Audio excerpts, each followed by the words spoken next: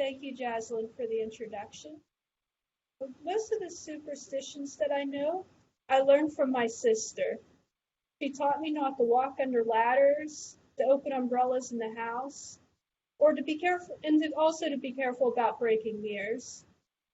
I'm not sure if she was looking out for me, her younger sister, or if she was just trying to find new ways of tormenting me.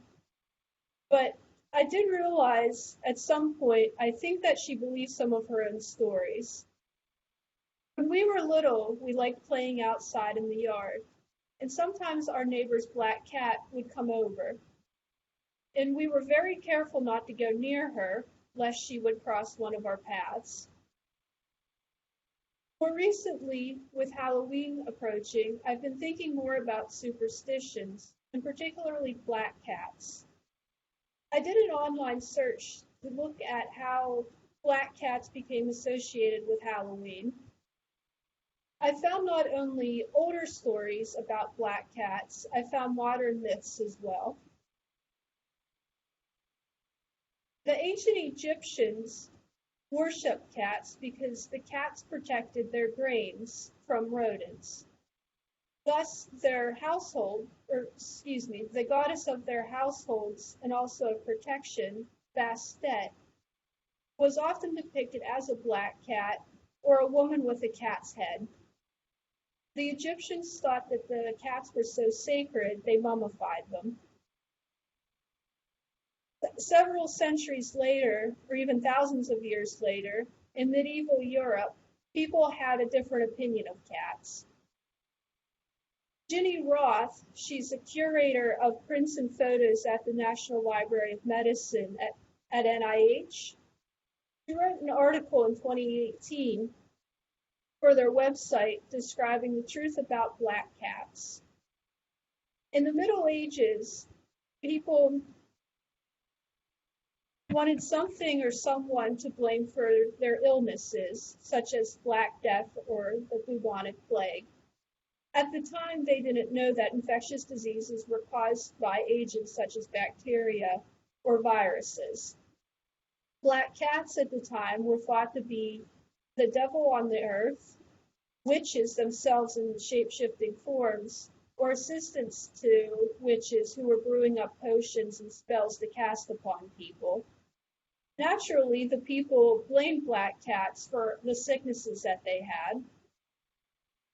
When the Puritans came to North America in the 16th and 17th centuries, they brought this fear of black cats with them, which led to cats being convicted during witch trials. And people could be considered suspicious even if they owned a black cat during those times.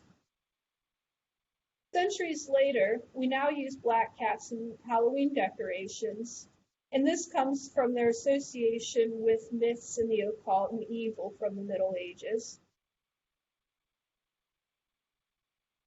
Older myths about black cats could cause some of our modern behavior as well, in addition to using them in decorations.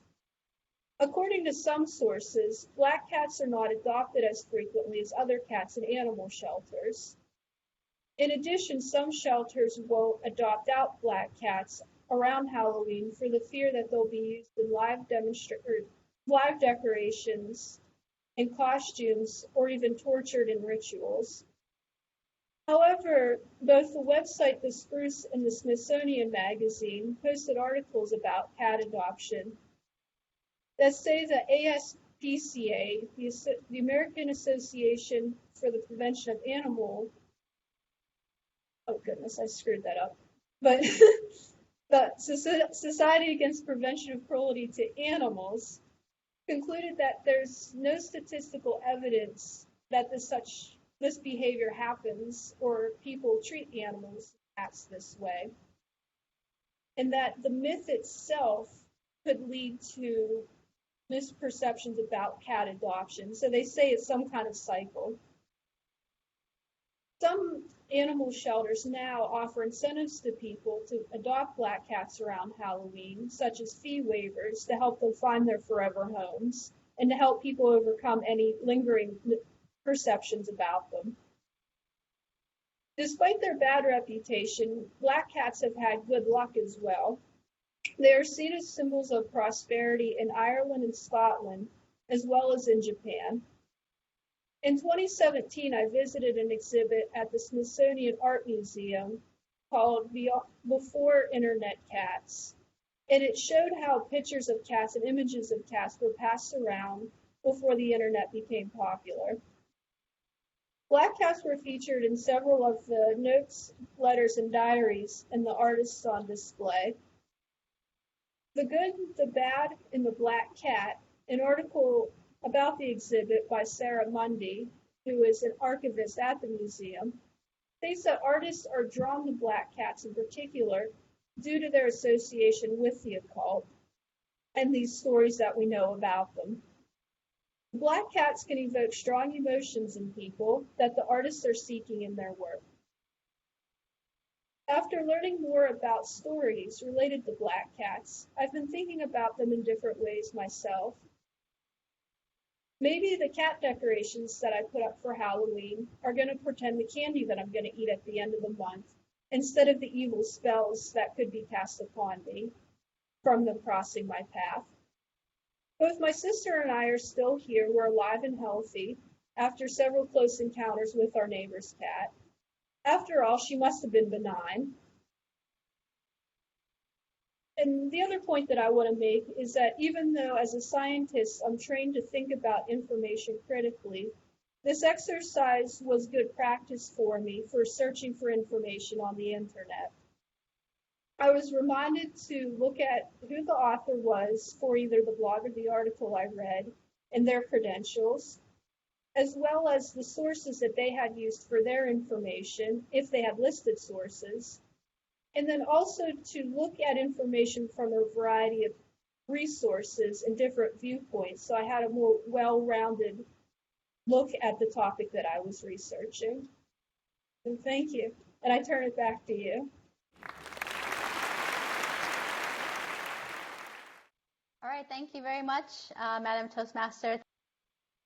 Thank you, Toastmasters and guests. Today we are celebrating Nikki's next speech. Nikki, you're really plowing through that pathway, so I'm really proud of you. No connection issues today. It was a little bit soft, so for next time, either speak louder into the mic or get a headset.